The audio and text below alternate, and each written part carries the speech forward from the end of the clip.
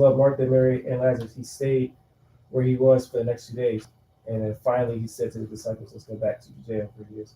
So he had told them previously that you know, his sickness won't end in death. He had already told them. He told already. So then verse 8, his disciples rejected. Oh, this is just him saying let's go back. Let's skip down verse 11. He says, our friend Lazarus has fallen asleep, but now I'll go wake him up. So the disciples said, Lord, if he's sleeping, he will soon get better.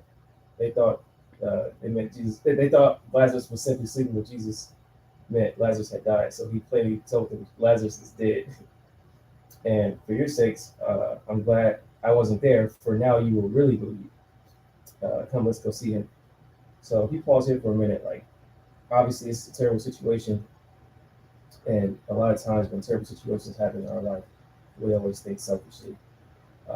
And we're angry at the terrible situations. Right. But if you're walking with God, you know, you said everything's going to work out for your good. And for your good is also for the good of the body of God. So that's for everybody. So he was using them to basically prove the point so he can get the glory. Because he had already told him that he's okay. Right. He had already said Lazarus is okay. Right. But so then verse 17, Jesus arrived at Bethany. He was told that Lazarus had already been in the grave for 4 days. Bethany was only a few miles down the road from Jerusalem, and many people came to console Martha and Mary in their loss. When Martha got word that Jesus was coming, she went to meet him. Mary stayed in the house. Martha said to Jesus, if you had only been here, my brother would not die. But even now, I know that God will give you whatever you ask. So Jesus told her, your brother will rise again. And that's the second time. He already told her that your brother's sickness won't end in death. So he's telling her again that your brother will rise. He's taking it on the chin that they didn't listen to what he said, and he's telling her again that your brother will rise. So she said, yes, he will rise, and when everyone else rises on the last day. And Jesus told her, I am the resurrection and the life. Anyone who believes in me will live even after dying. Everyone who lives in me and believes in me will never die. Do you believe this? She said, yes. I've always believed in the Messiah, Son of God, who would come into the world from God. Then she returned to Mary. She called Mary aside from the mourners. She said, teacher's here, I want to see you. So Mary immediately went to him. And I want to skip down to verse. This is John chapter 11, and verse what? I'm at 32 now. 32. Mary arrived and saw Jesus. She fell at his feet and said, Lord, if only you had been here, my brother would not have died. So Jesus saw her crying and saw other people crying with her, and in a deep anger welled up within him, and he was deeply troubled. So at this point, Jesus is mad because he had told them on multiple occasions that the brother's going to be all right. And if you look back, I don't know the verse that's on my head, but I know there's a verse that says the only way to please God is with faith. Mm-hmm. So if you look at it right here, it could be the opposite too. So the only way to please God is with faith, and the thing to make God mad is your lack of faith. Yep. That's why I got through that. So Jesus told them, and it's like, I feel like it's a disrespecting. I feel like it's like, are you not taking my word for it? It's all right. I feel like that's what it is. Like, what do you guys think? He's like, you guys aren't taking my word for it. I'm here. I've done a bunch of miracles, and I've shown my love to you. And I'm telling you, so you're not taking my word for it. So like, how many times I got to tell you for you to actually believe what I just said? So and that's what's cool is that Jesus gets angry, and I think that's a cool thing that humanizes him right away, because it's like when you think of Jesus, a lot of times you don't think about him as like human emotions, but like Jesus got sad, he got angry, he got hungry. He was angry. No, he's angry. Yeah. He's angry. So I'm saying in different instances of Jesus' life, like he actually walked the human experience, like he felt all of these things, and it's cool to see that he was angry, just like people get angry. You know, he felt emotions, like in Inside Out, the movie. He had all the little emotions inside of him. He was angry with their unbelief, and just pays homage to saying that like, the only way to please God is with faith, and the opposite is true as well. Their lack of faith makes God mad. So then Jesus said, where have you put him, man? He asked him. He said, they told him, Lord, come and see. Then he cried. So it says Jesus wept. Uh, you ever been so mad that when you start crying after? I think that's what's going on. I don't think he was actually sad. I think he was like really in his feelings. It's like, yo, like I told y'all, these are my, like that's you guys are my friends. I told you guys, you still don't believe him. So now that he's separated from me, I think that's what it was. TT, we're in John chapter 11 and verse 35, talking about Jesus raising Lazarus. So, Jesus wept, and the people who were standing by said, "See how much you love him." But some said, "This man healed a blind man, couldn't he have kept Lazarus from dying?" So all this unbelief was just making Jesus mad. He was still angry as he arrived to the tomb, and the cave with the stone rolled across its entrance. He said, "Roll the stone aside." And Martha said, "He said he's been dead for 4 days. It smells very terrible." And then Jesus responded again. I feel like he's kind of passive aggressive at this point. He said, "Didn't I tell you that you would see God's glory if you believe?" So they rolled the stone aside. So at this point, he's kind of short for words. He's just telling him, he's literally just commanding him, like, "Yo, move the stone." He showed up to work mad. Yeah, this is his job. You ever showed up to work mad from something that happened earlier in the day? It's like, damn, now I gotta go and do this work. But if you track he the showed story, up if you track hot. the story early on, he had more words. I think this is him being passive aggressive. He's like, yeah, because he already told them 3 times that Lazarus is cool. I got him. And that's the thing. That's what we were talking about last week. Is like God has done things in your life before. Why is it that in certain circumstances things happen and you forget the things God has done for you in the past? Yeah. He's already told this lady 3 times, "Your brother's cool. I got him. I'm here. Why are y'all still crying?" Now you got to pull up to the tomb, really mad, talking about roll a stone aside. Yeah, he's not even speaking in parables. He's not speaking in parables. No, parables are out the door. He's just saying, just do what I say, man. So he rolled the stone aside. Jesus looked up to heaven. He said, "Father, thank you for hearing me. You always hear me, but I said it out loud for the sake of all these people sitting here, so they would be singing." Then he shouted, "Lazarus, come out." When the dead man came out, his hands and feet bound in grave clothes and his face wrapped in head cloth. He told him, "Unwrap him and let him go." That was in the story. What exclamation point? He said, "Unwrap him and let him go." So there's a lot of things there. We talked about, the fact that Jesus or God moved by faith, and the opposite makes him mad. Especially when he tells you, gives you a message directly. If you're just going off of faith, that's one thing. But I feel like, because there's been other instances where Jesus was seeing the people with not faith. And he wasn't as angry. He was really more lenient with them because he was just saying, "Yeah, I can do it." But I feel like he was this mad because he literally told them, told them multiple times. So when you get a special message from God that He's going to take care of you, and you don't listen, and you worry too much, I think that makes it bad. The other thing is, he said he had been dead for 4 days, so that is, by all means, if you see that happen, by all means, you think, as a human perspective, that it's dead, situation is done. But even when you have God in your life, like, the impossible is possible. And I relate that to like the entertainment issue. It looks like it's dead. But instead of us believing that, you have a message from God and you guys with you. And even He can resist even something that's dead. Even if something is dead, He can still do the impossible for God. Yeah. But it shows you that you gotta have it's hard to have faith. I mean, these people it's hard. It shows you it's hard. These people were there with Jesus, standing right next to them, and still doubting that this guy's gonna be okay.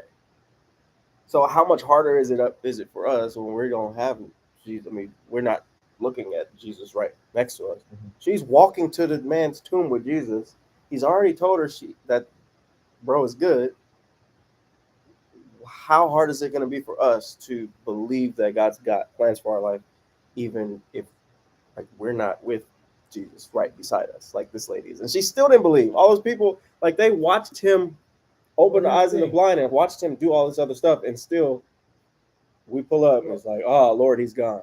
It's like, no, he's not gone. I told you he's okay. I'm here. What is the problem? And that's why he got angry, because it's like, didn't you guys just see me do all of the other stuff the other day? I think it's a story of faith as well.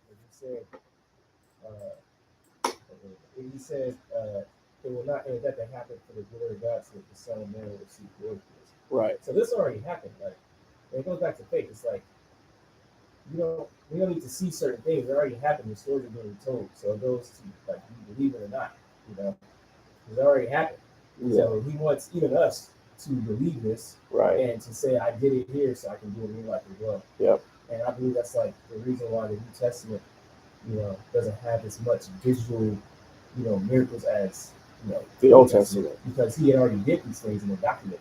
So right. it's like you can choose whether you believe it or not, but that's again it goes back to faith. But that's also why it's important for us to tell our stories, because it's like if we tell our stories of Lazarus moments or of things where God made stuff happen that looked impossible, it helps another believer hear your story or read your story and be like, yo, he did it for that person, that he could do it for me too. There's nothing that says he can't do it for me too. There's another story in here where the high priests were messing with him. They were saying, if you really are the Son of God, show us some proof. And he literally told them, I'm not going to give you any proof. The only proof that you have is the proof of the prophet Jonah, who had got starved out the world for 3 days. So he was saying, like, no, it already happened here. I'm not going to do anything because I've already done that. Right. So even the stuff that's in here is faith for us even now. Like, we just got to choose to believe it. Yeah. But you gotta walk in that. And you have to force yourself to believe almost.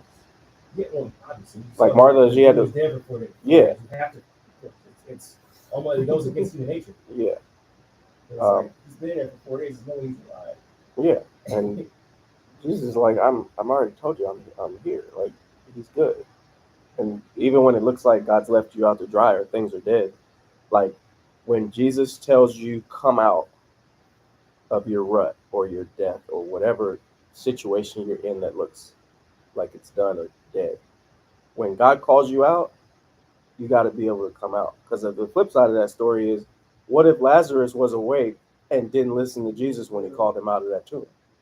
You can be awakened from the spot like God pulls you from and still stay in that tomb and not come out. It's like God's already delivered you from that. Why do you choose to stay in that death?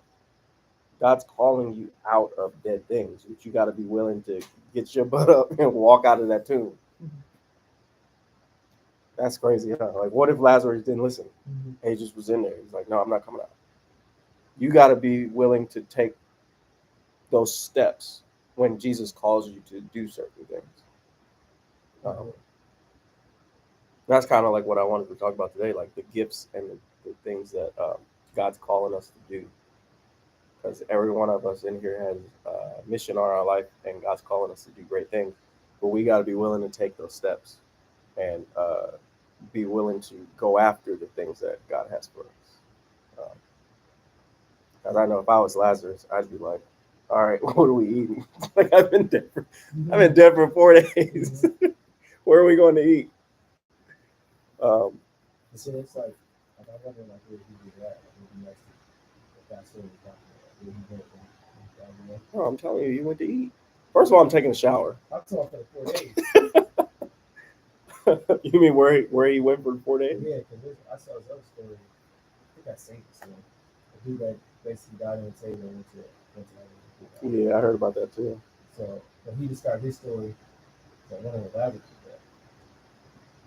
Yeah, I know. Because before Jesus, he wasn't a. Yeah, so I would like to know where that story has to go. Markel just said first meal after the tomb busted. That's what he said? Yeah. First meal out that tomb busted. Yeah, man. It's like, bro, take me to In-N-Out. Yeah, In-N-Out. I need a shake. I'm getting a 4x4 for each day I was dead. So I thought that story was packed with so many different things. Man. Yeah, it's a dope story, bro.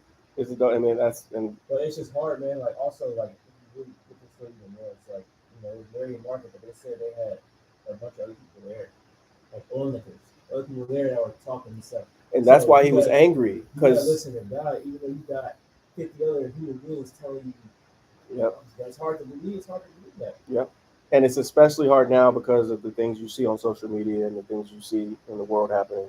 You got to quiet all of the nonsense and know what God's called you to do. We were talking about. It's like talking kind of nonsense. Oh, maybe we need to do this and do that.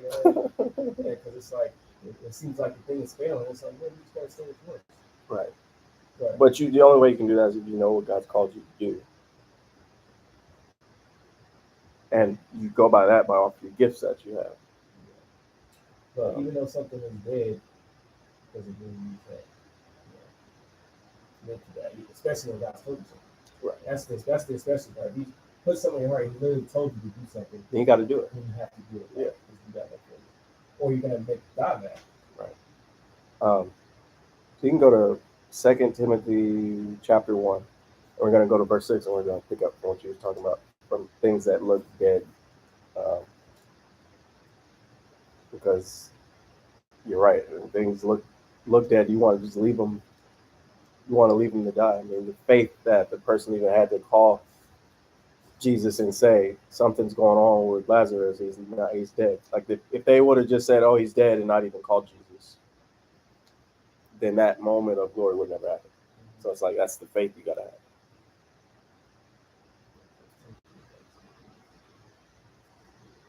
Yeah, second Timothy. I think Paul is in jail when he wrote this. Isn't that crazy? The Bible was written by a felon. Several felons.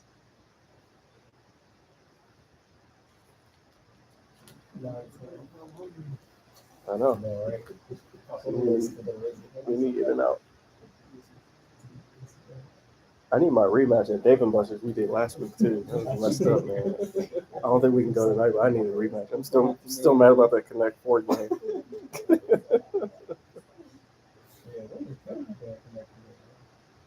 All right, you ready? 2 Timothy chapter 1, verse 6.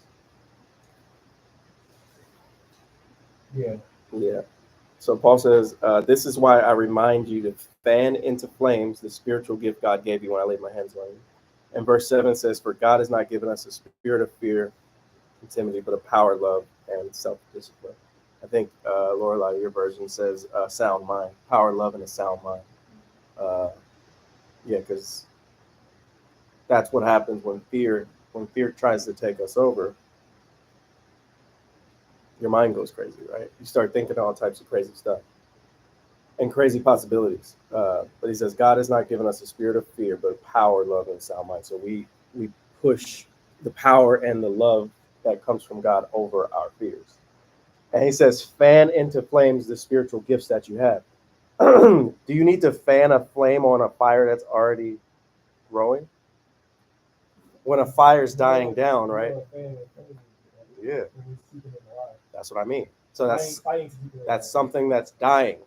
Yeah, that is that. But you have to do that. You have to do it to keep a fire from dying. That's what we were just talking about with Lazarus. He's dying. So it's like if you have gifts inside of you that God's giving you, and you feel like it's dying or it's dead, you gotta fan that flame and grow it again. And the way you do that is by inviting God's grace and God's power into your life and telling him to reignite my gifts, reignite the zeal that you've given me for life, the passions, the purposes. Because when things look like they're dying, it's tough because you don't feel that push to go and do these things. Because it's like, why? What are those all for? Why am I doing this? You start talking negatively, things happen. But Paul says, fan into flames those spiritual gifts. And each of us have gifts and purpose on our life. We've actually been given assignments, and we're in partnership with Jesus on those assignments. Like we're all tools that are going to be used for God's kingdom. But if you don't fan those flames and ask God to come and ignite your gifts, then it'll all feel like it's for nothing. And then fear, like you can't be afraid because God's going to take you places. You can't get somewhere and be like, well, am I supposed to be here? Is this what I'm supposed to be doing? Like you got to be willing to push that fear aside because God's not giving you a spirit of fear. And that's what I was telling you earlier about some of the promises that are in Paul's writing, like the promises. That's a promise that you don't have a spirit of fear. So when you feel fear in certain circumstances, you got to immediately combat that and say, oh, no, God's not giving me a spirit of fear. I've got power and I've got love and I got a sound mind.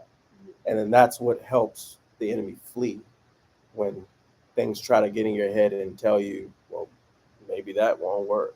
Maybe you're not good enough. Maybe you don't have the tools you need to do this. You're not going to be great. You don't have the tools to be great. You got to tell yourself, I don't have a spirit of fear. God's not giving me that. So if it's not from God, then who is it from? Right? So right away, if you feel that fear, TT, if you feel those voices and that fear and those things telling you things, if God's not giving you that, then where is it from? So you push back against that right away and say, that's not of God. God's not giving me that. I've got this instead. And then you walk in that. Yeah, you gotta choose to listen to God's voice. So it's one thing I was thinking about this week too. It's like a lot of times when you choose to listen to the voice that you know you're not supposed to listen to, you diminish it because you think you're just ignoring yourself. Or you say, oh yeah, I don't have to do that. But if you put it in perspective, you're really ignoring the voice of God. Right. That's God's voice telling you to do the right thing. But that's not your voice. So you gotta start thinking about that when you get faced with certain situations. It's like I can choose to listen to what I know I'm not supposed to do, but I'm going to be ignoring God's voice. If we hear God's voice all the time, we just got to start recognizing it. So you don't make sure that you know you're ignoring God's voice when you do something like that. Yeah, you got to acknowledge it and thank God for that. That'll give them more legs to be more respect. Yeah. I wrote something down not long ago. I'll just read it based upon what we've been talking about. It says, you've been called to set the temperature in atmospheres. Don't be a thermometer, be a thermostat. Let God's glory that's inside of you rub off on the atmosphere. Don't let the atmosphere rub off on you. Set the temperature where you're called to be, having faith that the light of God has placed inside of you will influence and affect your surroundings. Set a temperature of power and glory powered by God. Set a temperature of compassion and forgiveness. Set a temperature of confidence in your purpose. Set a temperature of grit and resilience. A temperature of persistence and endurance. Worship, living for God by your actions. Above all, set the temperature of love for all people. By influencing the temperature, you influence the culture of your atmosphere. And by doing this, God is honored.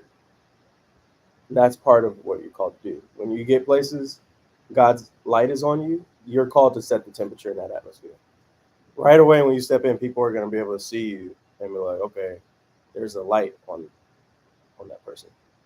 And it's like, you can't do anything about it. You can't help it. That's just God's light on you. And no matter how much you try to hide or try to be in the background, there's always going to be somebody that sees that and is attracted to it. Because that's what we're called to do.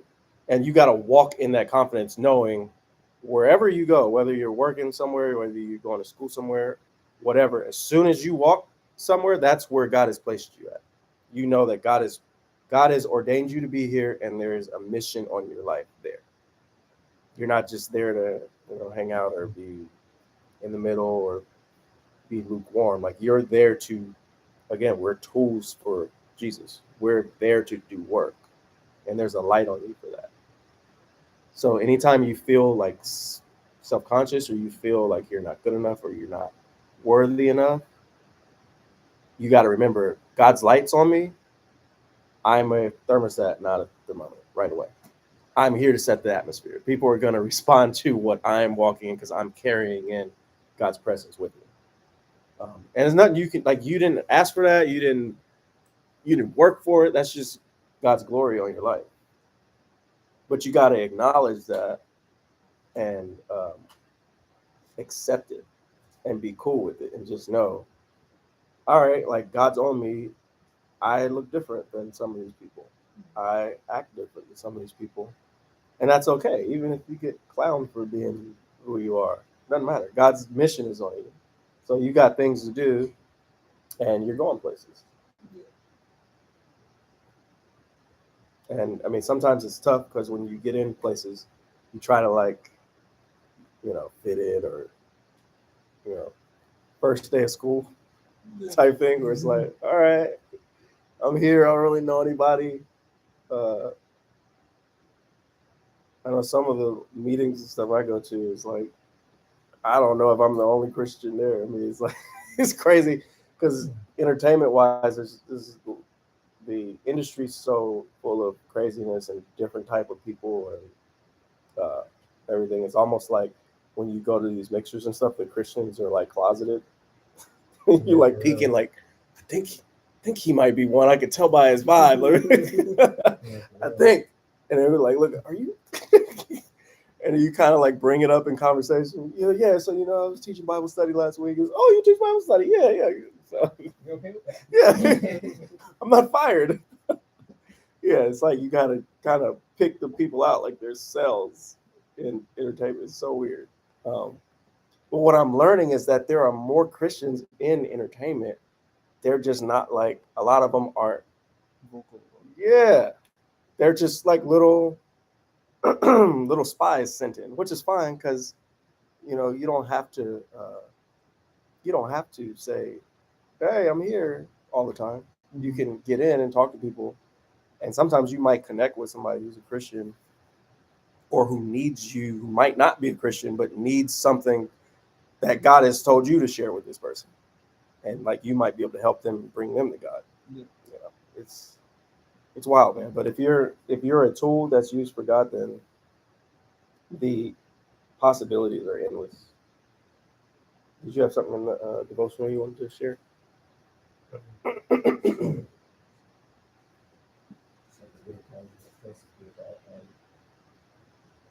About worrying. So Luke 12:25 says. What is it? Luke 12:25. Luke 12:25. Says, "What you do by worrying can add a single hour to your life."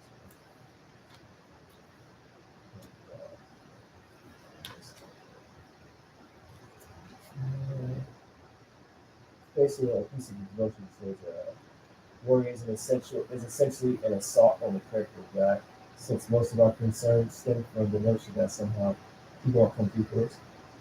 It says, "When we confront worry with the truth of Jesus' goodness, mercy, and faithfulness, we can disarm the explosive nature of our fears. And when we deliberately choose to trust Him to take care of our circumstances, concentrate on the business the Lord sets before us, we say we can experience newfound contentment and stability." So it says, instead, commit everything you do to the Lord, trust Him, and He will help you.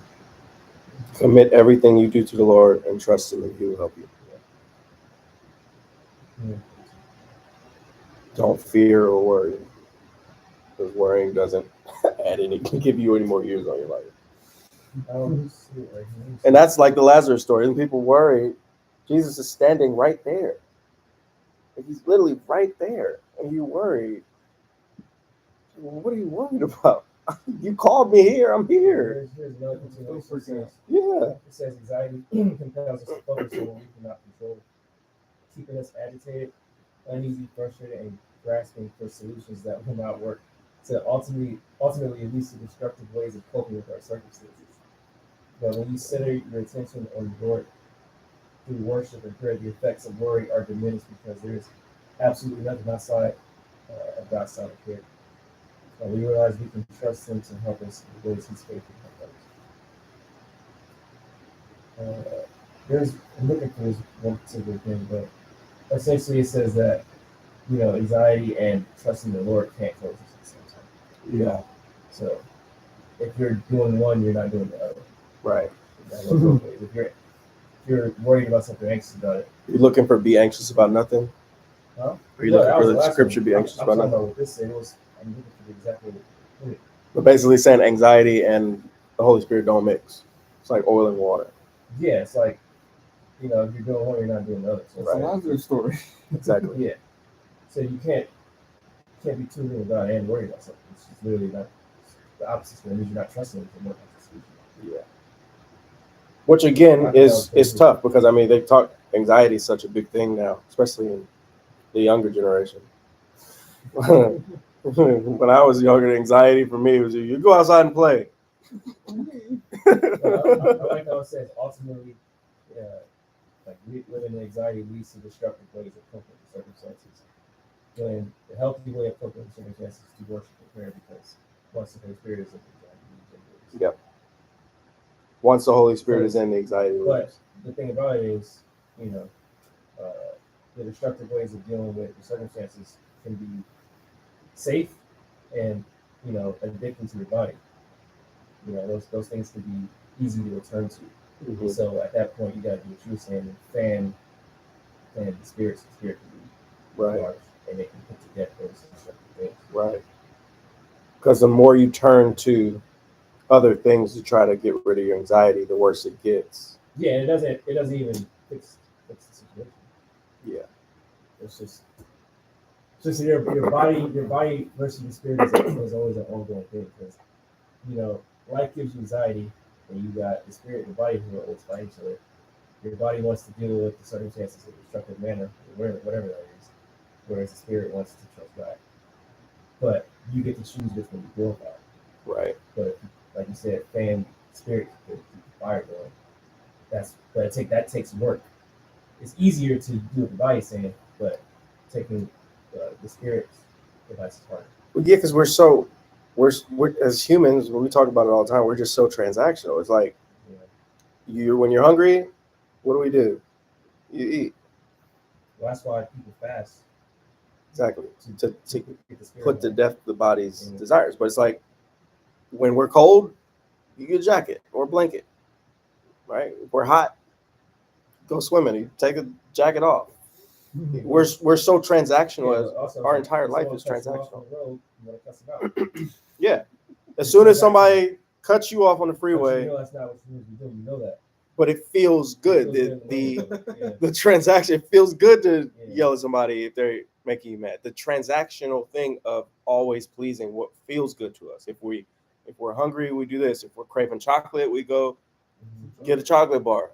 If we want In-N-Out, we go to In-N-Out. It's always it's however we feel. So right away, it's like if we have anxiety, we're looking for the next closest thing, just like putting a jacket on, where it's like, okay, how do I get rid of this feeling? Yeah. And a lot of times that stuff's not good. It's not good for you.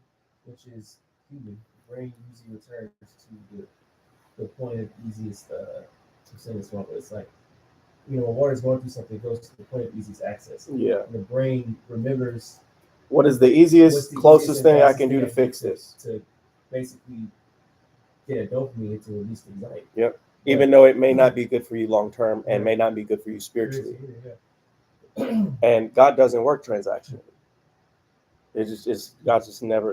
God doesn't work like humans work, where it's like, all right, well, if you pray all the time and you give and go to church every weekend, then you're blessed. It's like, that's not, God blesses you because he loves you. We're walking in faith. There's nothing, the Bible talks about, there's really nothing you can brag about to say that you did to get God's spirit. That's God's spirit is for everybody.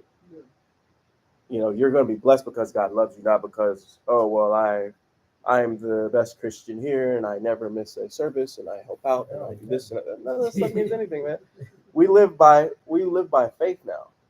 It's all a faith. This is a faith walk. It's not about who can sin the least. It's not a competition for that. Right. No, it's not about that. You try not to sin because the spirit inside you leads you not to sin. There's just no appetite for a lot of that stuff. And the more you walk with God and you're more intimate with God, the spirit kicks back, like you said, oil and water kicks back stuff like anxiety. It's a love relationship. So right. You love God, you love you, and he's living in you. You're not gonna want to do things that are against him. You just don't. You don't have any kind of desire for it. That's why I'm punching on your face, but no, he knows I will punch him back. But it's the same thing. Like, it's like, if you're siblings, you don't do certain things. The same thing with God. I mean, you do sometimes, you mess up, but you usually get forgiven. If I step on her shoe by accident, she should forgive me. Maybe. It depends on how fresh those shoes are. Right. But that's the thing. It's not always going to be easy, man, because we're so transactional as people, and we're so addicted to comfort. And when God puts us in situations that aren't comfortable and asks us to trust him, the transactional thing to us is not to keep going after that when God's not making us comfortable right away. But that's where the faith comes in. Those people weren't comfortable with Lazarus being dead for 4 days. If they could go back in time, I bet you they would have Jesus show up before he died or right when he died and ask him to bring him back right away, so we don't have to mourn for 4 days. But if it didn't happen 4 days, then the miracle wouldn't have hit those people And like we that. wouldn't be speaking We about wouldn't it be today. talking about it. So it's like Mary and Martha, the extreme pain they went through watching this happen to their sibling. And they weren't thinking about us in 2024 speaking about that story that gives us faith. The things that happen in our lives, oftentimes we don't understand the magnitude of it, but it's usually for a great purpose. They want the least pain and the least uncomfortability possible right now. I want God to save me. I want him to do it now. I don't want to go through all this. And in all actuality, it's a process. You know, God is working on all of us, and we've talked about this before. How it looks like we're all under construction, and so if you go down the street, they're building the Rams. I don't know if you know that they're building the Rams' new practice facility over by the Warner Center, where the old AMC used to be. It was like a whole mall, like back in the day when we were younger. The one that's right here. Yeah, the one right in the mall? Woodland Hills, yeah, by the mall. They're building the Rams practice facility over there. So it doesn't look like what the Rams practice facility is going to look like right now. It's a mess if you go over there. It's dirt everywhere. There's tractors. The concrete's all jacked up. If you go over there during the daytime, it's loud. It's annoying because they're building. It's a construction. It's in progress. But I bet you when it's done, everyone's going to try to go get a tour over there to walk through it and say, "Oh, dope! This is the new Rams place." Okay, no one's going to talk about how 3 months ago it looked a mess because they were in the middle of building it. And as people, sometimes we want that finished, polished project right away, and I want it now. Well, that's selfish way of thinking. Right. As children of God, you got to start thinking. You know, God's all told us different things, and we have different desires on what we want to do. But you got to shift your perspective to thinking selfishly and say, "Hey, the Bible says we're all part of the body of Christ, which is for His kingdom, for good for all." You got to start thinking like that. That your gifts are for everyone, and for the body of Christ. For yourself. Yeah, it's going to be good for you because He loves you, but you gotta be a little patient because it's not just for you. Yep. And if you can look at it from that perspective, I think it'll ease a lot of the waiting. It's like you're waiting. Well, you just gotta trust that's good for everyone. It's not just for you. And the turmoil of construction and building makes you stronger. And at the end of the day, you're gonna have this beautiful project, and no one's gonna know the construction process and how it hurt sometimes, how it was cool sometimes, how it felt good when you got delivered. No one's going to know that. They're just going to see the finished project. Only the people that really have journeyed with you are going to know how God brought you through. Also, there's going to be some things that you don't even know. You don't even know why it happened. It's going to be for a reason, and you're going to know some of the things. God's going to show you some of the things. You're not going to know anything. You just got to trust Him. You're like, all right, I didn't get the job I wanted at this time, and I really don't have an explanation for it, but I know that it's going to work out. And I know it happened for the good life. You just gotta have to know that and be okay with it. Yeah, and not complain, because sometimes you want to complain in the middle of the journey. Like, okay, we're building this facility, we're complaining. Oh, well, this part doesn't look like how I want it to look. Oh, well, this isn't moving fast enough. The Rams practice in a couple months. Why aren't we done yet? It's like you gotta trust where you're at. You gotta trust where God has you in that process, even if you have no idea why I'm here yet. You gotta just know God's got you. It's cool. The finished project's gonna be great. And you can't let anything like steer you off of that path that God's got you on, because then you'll never see the finished project. Right. If you walk away from God in the middle, first of all, you'll lose everything. The enemy will come in and you'll lose everything that God's already delivered you from. That's what the enemy wants. And then you'll miss out on really what you're here to do, which is to walk in love and lead other people to Christ and get glory from that. So yeah, you can't complain. You just got to trust the journey and believe God that your future is going to be, you know, great. And believe God in the middle of construction.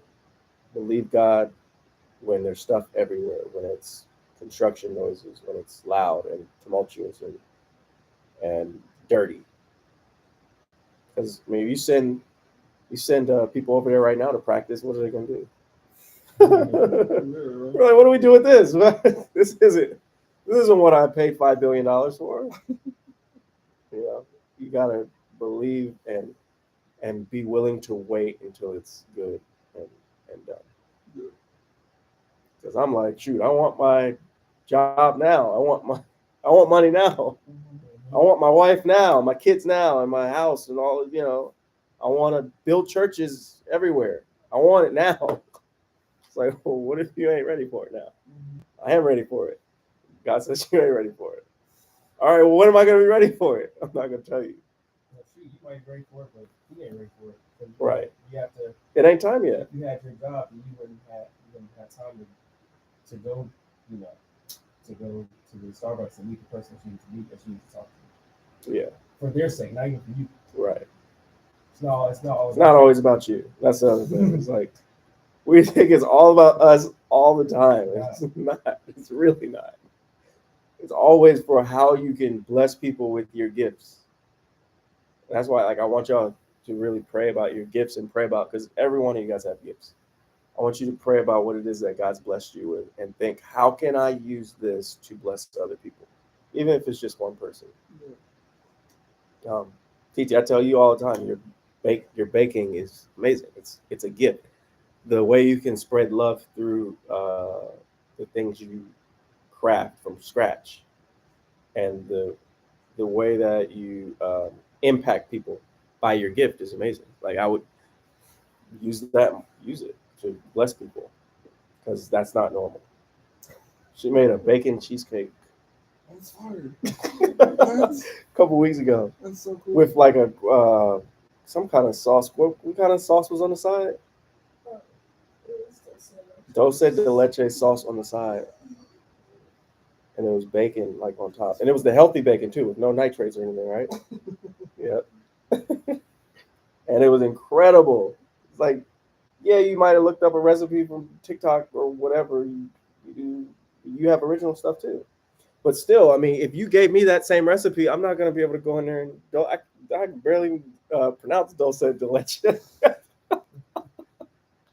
So it's like, those are gifts. Like, you got to recognize that stuff and thank God that He's giving you this gift that everybody doesn't have, and realize, how can I give this gift back to God and help other people with it?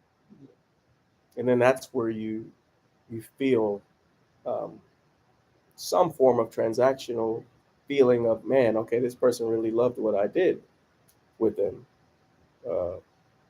Like, that feels good. Like, helping people it feels good. You want to do it more, and you're doing it for God's kingdom at the end of the day.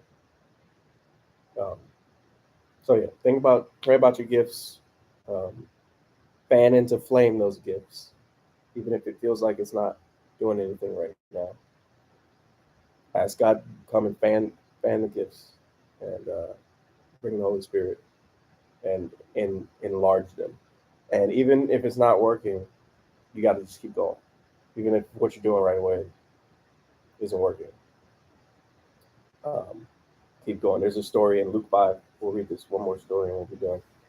And I like this story because it talks about resilience and stuff, like how you have to stay the course. This is Simon or Peter.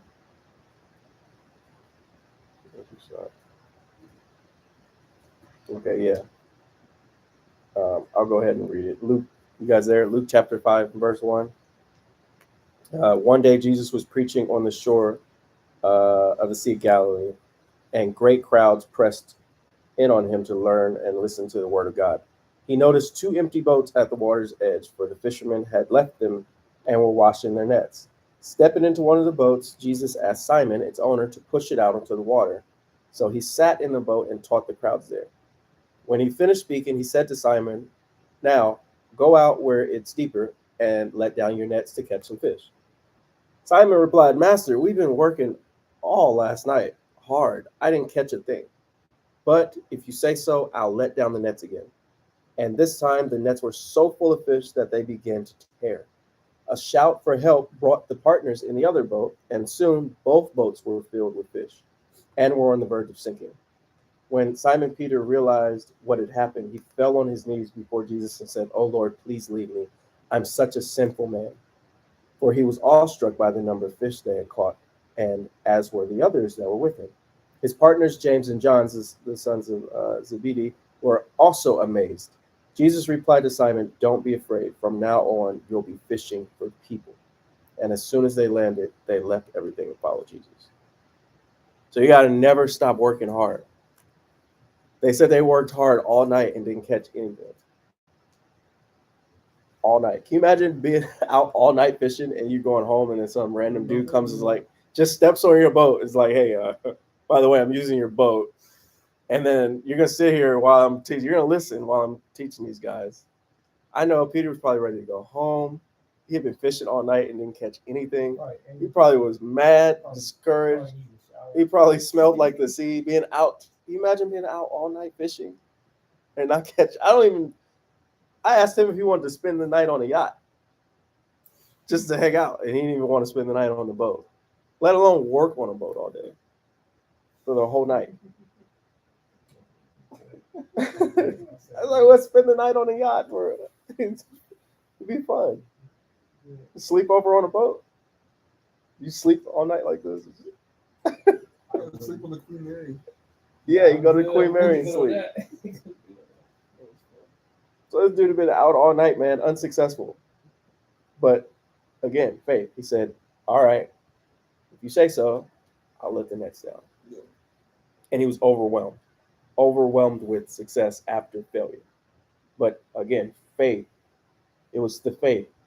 If Lazarus never walked out of the tomb after he was alive, if Peter never let the nets down after Jesus said, let them down again, you got to answer the call.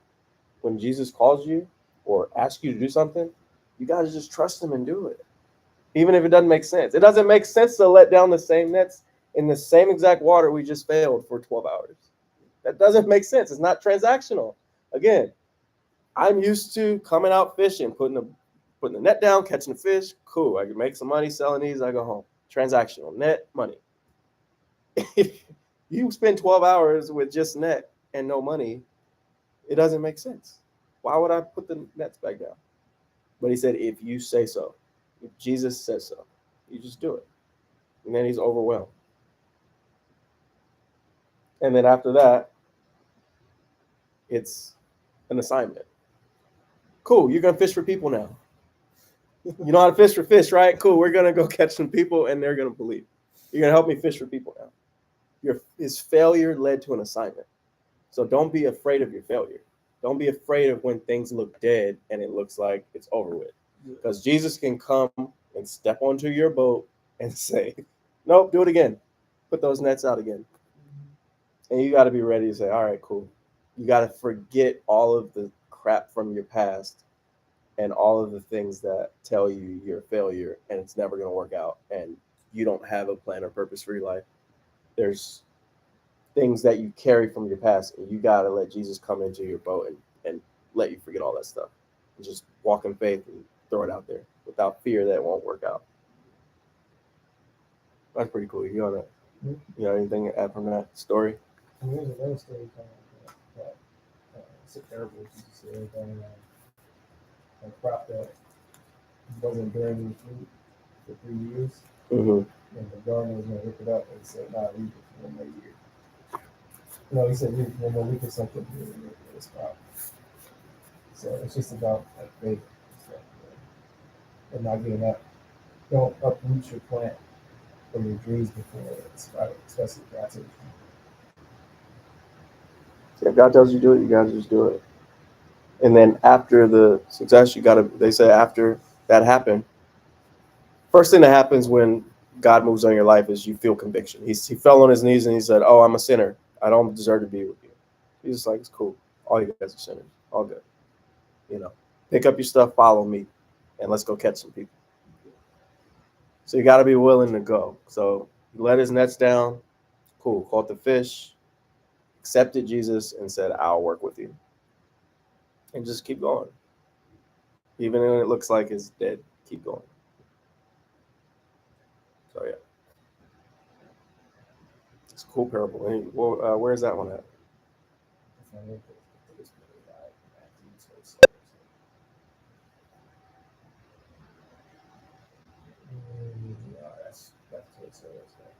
It talks about not cutting down the plant if it's not working.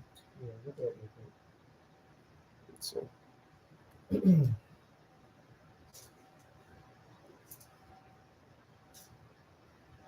Yeah, this stuff's pretty cool. Is it making sense? Anything not making sense?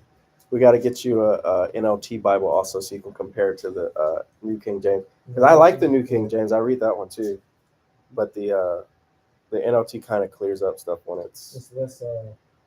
What did you say? confuzzling. Is that a word? Yeah, Confuzzle's a word? Is it actually a word now? Yes. Oh, it wasn't a word? They added it? I think that is a word. It's confusing puzzle. I started saying that. I think that is a word. Is that like hangry? Hungry and angry? They're just adding words every year. Like who has the power to say, all right, cool, this is a word now? No one. No, they like every year there's new words. You literally can create your own word, and as long as you understand it, what it means, it's a word. Yeah, it's a word. language. Like selfie wasn't a word when we were growing up, and now selfie's in the dictionary.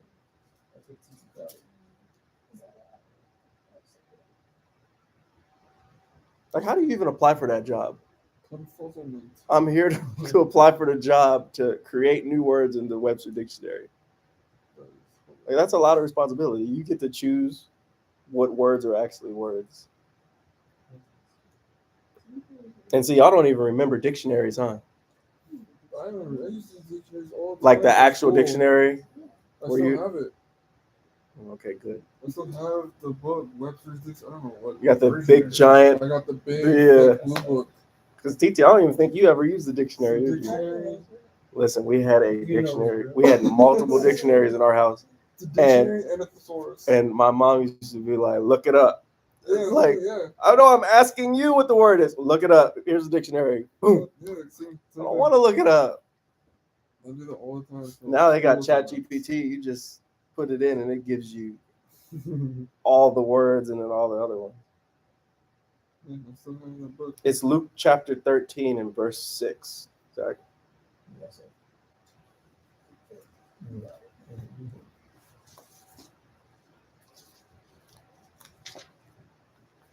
Dictionary, man. These kids nowadays never even gonna know what it is. They got dictionary.com. Yeah, for real. You just Google it. Google takes you to dictionary.com. Howard just gives you a prompt. Yeah. When Google tries to sell you whatever it is you're putting in there. They won't even send you a link. It just shows up now. What was it? 13 and what? 13:6. It's a parable of a barren fig tree. Jesus told the story of a man planted a fig tree in his garden and came again and again to see if it was fruit. But he was always disappointed. Finally, he said to his gardener, I've waited 3 years and there hasn't been a single fig. Cut it down. It's just taking up space. Get rid of it. That was an exclamation point. Throw it away. The gardener answered, Sir, give it one more chance. Leave it another year and give it special attention and plenty of fertilizer. If we get figs next year, fine. If not, then you can go down. Special attention and a little bit of fertilizer. That's all you need. Yeah. Gotta have faith. Don't cut it down just yet. Don't cut down the dead things just yet. Mhm.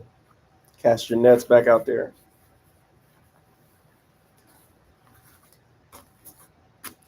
So it's kind of like the same thing we're talking about. It's good stuff, man.